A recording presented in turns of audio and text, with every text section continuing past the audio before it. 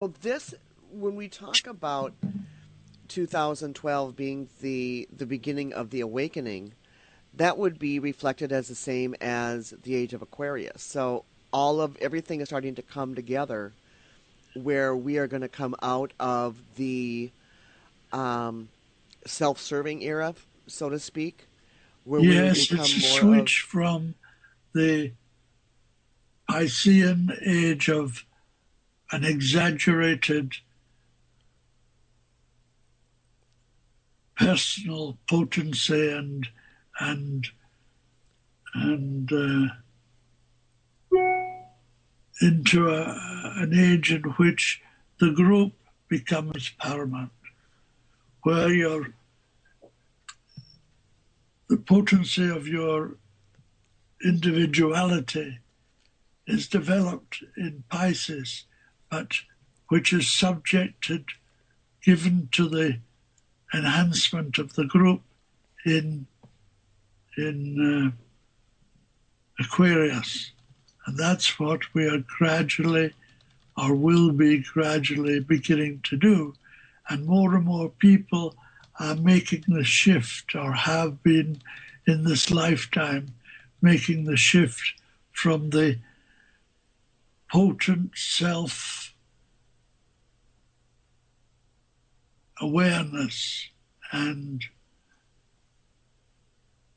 the vitality of that, and the building of the civilization of Pisces, which has ended in a complete mess, in a complete breakup of society, when so every branch of society is broken into tiny little pieces, each assured that they are right and fighting, even to the point of warfare,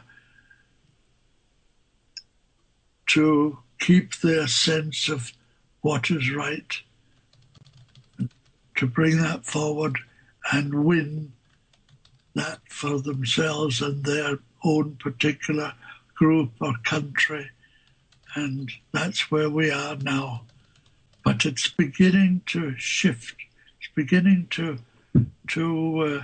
change enough to say that the Aquarian sense of self is shifting from the personal to the group, and that on a wider and wider scope. And this will be the true quality of the gifts of Aquarius, in that they will direct humanity more and more away to the group and further from the individual as a potent individual with his individuality as the primary factor in his life. Today, that is true for the individual on the whole, and for the nations as reflections of that individual. So the nations are highly individualistic, and hence the potency for going to war, and they are only beginning slowly to turn away from that under the influence of the Aquarian energies through Maitreya, the world teacher, and his group of masters, which is turning the tides in the affairs of men. So there's mankind. So they are coming slowly into the world, influencing the world. Already, Maitreya has been physically present in the world since July 1959, 1977. There's an illustration of my mind going, That's okay. losing the thread.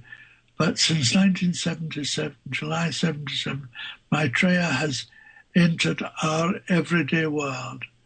He's come into the world. He has been living actually in London since July 1977, but undeclared as the world teacher. He is known and seen, of course, by hundreds of people in London, especially in the Asian community where he lives, but is recognized by only a relatively small number of the Asian community, because they are, each of them, wedded to their preferences. They're either Asian in the sense of being Hindu, or Asian in the sense of being Pakistan, or Asian in the sense of being Arab or some other Asian community. And our community is a broad cross-section of the Asian diaspora throughout the world. And we have people of every Asian religion living side by side in Britain today. That is one of the facts of British life. Some British people resent it very much and try to work politically against it. The majority are more broad-minded and accept it. Some like it, some don't like it too much, but they are living together side by side with the people, or the original British people, who are only now a fragment of the British people, and living in relative peace and not prosperity at the time being, but general peace and well-being in the broadest sense at the present time. Well, when you talk about the masters, and I know in an interview that we did previously, there have been many masters who have walked on Earth, and I think you mentioned Michelangelo as being one. Who are some of the other masters that you're aware of? Michael, I know the painters more than anybody else, because I'm a painter. Michelangelo, Leonardo da Vinci, Rembrandt, Rubens, you name it, and almost every great painter, especially the long list of marvelous painters of the Renaissance and the late Renaissance in Italy and France, are now masters and live either in the parts of their homeland, because many of the masters have returned to the everyday world. There are at present 14 masters of wisdom living in the world. Only one of them, I'm allowed to give the name of only one of them, and that is the name of the master who Christians know as Jesus of Nazareth. Jesus of Nazareth is held in Christian minds as the Christ. In fact, he was not the Christ, except he was the body of the Christ. He was the vehicle used by the Christ for the last 3 years of his life, from the baptism to the crucifixion. During that time, the Master Jesus, as he became, he was first of all the disciple Jesus, and then was called upon to bring together his group, the disciples of Jesus, are all well known through the Bible story. And then Jesus himself was,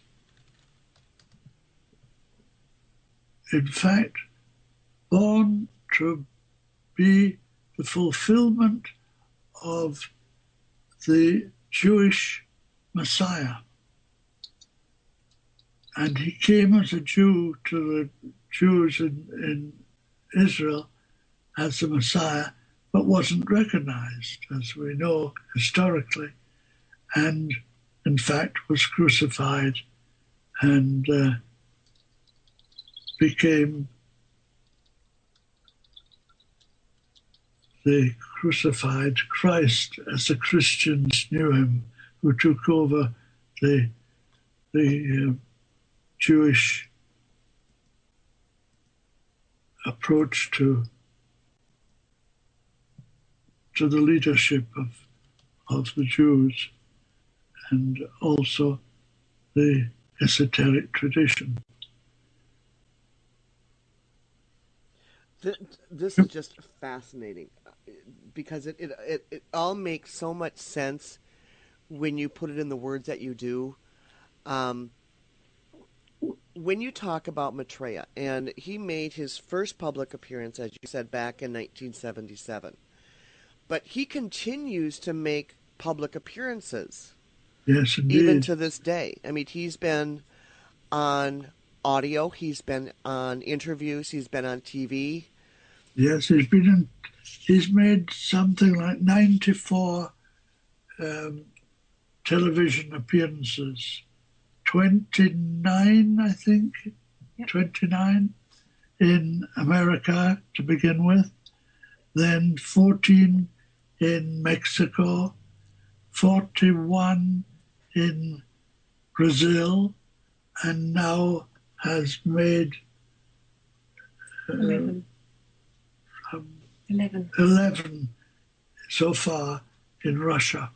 He's now going to Russia every week and makes an interview. He's living in London, but he has a spaceship, and he goes in this spaceship. Sometimes he takes people with him, and he goes in the spaceship, so he goes very fast, does his interview in Russia, and comes back. So he always lives in London, but spends time crossing the world by his spaceship. Sometimes we're allowed to see the spaceship, which sometimes goes over my house, and we wave at it. No, we don't see them waving back, but we wave at the spaceship. And in this way, he does his public work. Now he is in Russia, and the reception in America was kind of lukewarm. It was the beginning, and he was very cautious in how he presented himself. He presented himself, for example, as one of a group, and that group, sometimes Maitreya said more or less, and sometimes said more, other times he said less. And so it was the people, I know people in Russia, in America, I know them very well, and they kept looking at every media interview and could never make up their minds that they had seen Maitreya, which made me laugh because they didn't know. They were always looking for a man called Mr. So-and-so, and one of the big companies would interview him and so on. It wasn't like that. It was a group, and he was part of a group. But then he went on to Mexico, and he did 14 interviews in Mexico, and then moved on to Brazil and did all these in Brazil, 41. And each time becoming more and more not open about who he was, because he was incognito in every one of these interviews. Mm-hmm. And it's very important that people do not know who this man is at the present time. If you know, well and good, but if you don't know, it doesn't matter.